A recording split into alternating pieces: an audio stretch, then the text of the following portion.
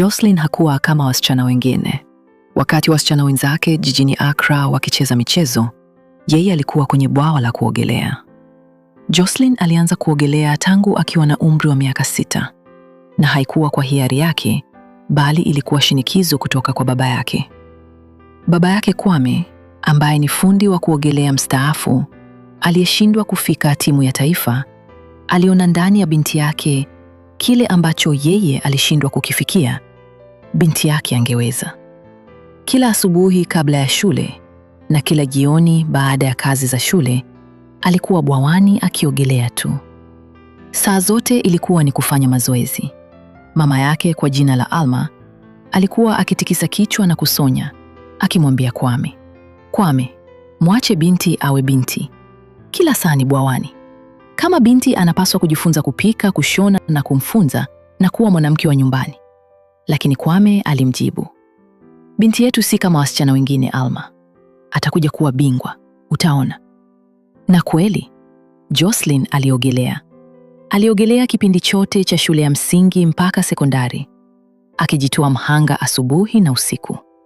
Alikuwa msichana mwerevu, mwanariadha na mwenye nguvu nyingi ambaye hawezi kutulia mahali pamoja. Shuleni alikuwa kwenye klabu ya kuogelea, na ingawa alikuwa mzuri sana, kila mara kulikuwa na mtu mmoja aliyekuwa mbele yake, Doris. Doris alikuwa na ufundi wa hali ya juu na alichukua nafasi ya kwanza kila mara, huku Jocelyn akiishia kuwa wa pili. Katika mwaka wake wa mwisho wa masomo, kila kitu kilibadilika. Makocha kutoka kote duniani walikuja Ghana kusaka vipaji. Walikuwa wakitazama muda ambao wasichana wanatumia kuogelea na uwezo wao. Kulikuwa na makocha kutoka Marekani, Australia na Korea. Moyo wa Jocelyn ulikuwa unatamani kwenda Marekani. Ule mwanga wa majiji makubwa na vituo vya Olimpiki alivyoviona kwenye TV. Lakini Doris alipochaguliwa na skauti wa Marekani, Jocelyn alihisi ndoto yake inayeyuka kama maji. Akiwa amevunjika moyo, ghafla alifuatwa na kocha Park. Alikuwa mtu mwenye sura ya makini, lakini macho ya fadhili, akiwakilisha shule ya sekondari ya Seoul, moja ya taasisi maarufu zaidi nchini Korea Kusini. Ingawa Seoul haikuwa New York, bado ilikuwa ni ndoto inayotimia. Jocelyn alikubali ofa hiyo hapo hapo, moyo wake ukijawa na matumaini mapya. Sherehe ya kumuaga na wanafunzi wenzake ilijawa na furaha na huzuni kwa wakati mmoja. Wakati wanafunzi wengine nchini Ghana wakisubiri kwa hofu matokeo ya mtihani wa kujiunga na sekondari, Jocelyn yeye alikuwa ameshaushika mustakabali wake. Alijua fika kuwa mambo ya darasani hayakuwa upande wake, maana muda wake mwingi aliutumia kwenye maji. Lakini sasa alikuwa anaelekea mahali ambapo kipaji chake cha kuogelea ndicho kilichokuwa na thamani kuliko maksi za darasani. Barua ya kujiunga na Seoul High School ilipofika, Jocelyn alikuwa na umri wa miaka 15 tu. Bado alikuwa mtoto na alihitaji mwongozo ili asilegee kwenye mazoezi. Lengo lilikuwa moja tu: kuwa mwanariadha wa taifa na pengine bingwa wa Olimpiki. Ili kuhakikisha binti huyo anafika shuleni kwa heshima, Kwame alitumia akiba yake kununua gari aina ya Toyota Corolla ya zamani. Wakati huo Ghana, kumiliki gari kama hilo ilikuwa ni ishara ya hadhi. Alitamani kumshusha binti yake shuleni kwa gari, si kwa taksi, ili kuonyesha kuwa nao wana thamani. Lakini maisha yana mipango yake. Siku anampeleka shule, gari lilianza kusumbua na kutoa sauti za ajabu, na baadaye likazimika kabisa. Hapana, hapana! Kwame aling'ang'ana kuwasha bila mafanikio. Jocelyn alitazama saa yake. Zilibaki dakika 20 tu kabla ya mkutano wa kwanza kuanza. "Baba, siwezi kuchelewa. Kocha Park ataniona siko makini." Jocelyn aliona kituo cha kukodisha baiskeli karibu na hapo. "Baba, nitachukua baiskeli," alisema huku akiulizia bei ya kukodisha baiskeli. Kwame alijaribu kuzuia. "Jocelyn, huwezi kufika kwenye shule ya kifahari hivi kwa baiskeli." Lakini binti yake alikuwa ameshaanza kuendesha, huku nywele zake zikipepea hewani. Alipoingia kwenye lango la Seoul High School, Jocelyn alistaajabu. Kampasi hiyo ilionekana kama picha za kwenye drama, majengo ya kisasa na bustani nzuri. Alijiona mnyonge akitazama wanafunzi wengine waliovaa sare zilizoshonwa kwa mitindo ya gharama, saa za bei na viatu vya thamani kubwa. Yeye alikuwa na baiskeli ya kukodisha na begi la bei rahisi. Akiwa anatafuta pa kuegesha baiskeli, gari jeupe aina ya Mercedes liliegesha kando yake. Wasichana watatu walishuka kama wako kwenye jukwaa la mitindo.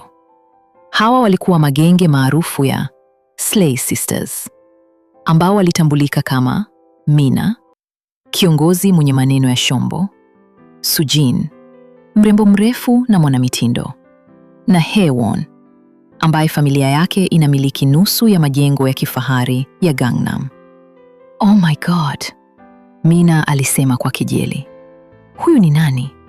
Je, wewe ni msichana wa kufanya delivery? Sujin aliongezea huku akicheka baiskeli yake. Nadhani huduma za delivery haziruhusiwi hapa kampasi.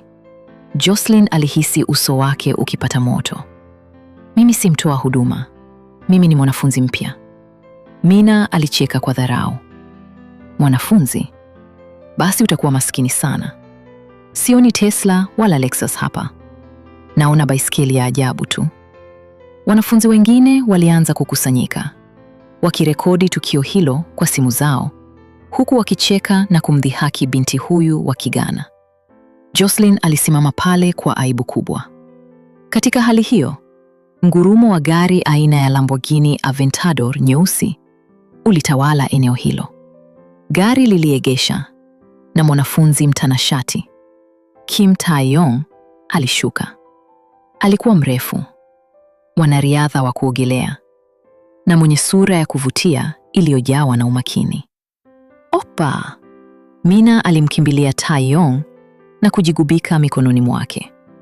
Tae-yong alikuwa ameyaona yote yaliyokuwa yakimtokea Jocelyn. Kwa nini kila mtu amekusanyika hapa? Aliuliza kwa sauti ya mamlaka. Mina alijibu, hakuna kitu Opa, tunacheza tu na mgeni. Tae-yong alimtazama Jocelyn kwa mara ya kwanza. Macho yao yalikutana. Alimuona msichana wa kawaida, asiye na makeup wala nguo za gharama. Lakini aliona kitu fulani kwenye macho yake. Msimamo na kutokata tamaa. Alimtazama, kisha akaondoka zake bila kusema neno, huku umati ukimfuata nyuma yake. Jocelyn alibaki peke yake kwenye eneo la maegesho na baiskeli yake ya kukodisha, akizuia machozi ya hasira. Hii ndiyo ilikuwa Seoul High School. Haya ndiyo yalikuwa maisha yake mapya. Alivuta pumzi ndefu, akanyoosha mabega na kuanza kuelekea kwenye jengo kuu. Alijiapiza, hawawezi kunivunja moyo. Si leo na wala sio kesho. Jocelyn alikunja ngumi zake kwa nguvu, akizifuta chembe-chembe za machozi. Alijua fika kuwa safari ya kuelekea kwenye ndoto yake haitakuwa na maua, bali miiba na milima mirefu. Lakini moyoni mwake alikumbuka sauti ya baba yake, wewe ni bingwa Jocelyn. Alielewa kuwa thamani ya mtu haipo kwenye gari analoshukia wala nguo za gharama alizovaa, bali ipo kwenye ujasiri wa kusimama pale wengine wanapotaka aanguke. Akiwa anapanda ngazi za jengo kuu la Seoul High School, alijua kuwa hakuja nchini Korea kutafuta marafiki wa mtandaoni, bali alikuja kuandika historia. Chuki za Slay Sisters zilikuwa ni mafuta tu ya kuwasha moto wa ushindi ndani yake. Leo ameanza na baiskeli ya kukodisha, lakini kesho ulimwengu utamtambua kama malkia wa maji. Je, umewahi kupitia hali kama ya Jocelyn, ambapo watu walikudharau kwa sababu ya hali yako? Tuandikie kwenye maoni hapo chini namna ulivyoweza kushinda changamoto hiyo. Kumbuka, kila hadithi kubwa ina mwanzo mgumu. Usisahau kusubscribe, kulike na kugusa kengele ya taarifa ili uwe wa kwanza kupata simulizi nyingine zenye mafunzo na msisimko kama hii. Mpaka wakati mwingine, mimi nakuacha na swali moja. Je, utaruhusu dharau kama hizo zikuvunje moyo? Au utazitumia kama daraja la mafanikio?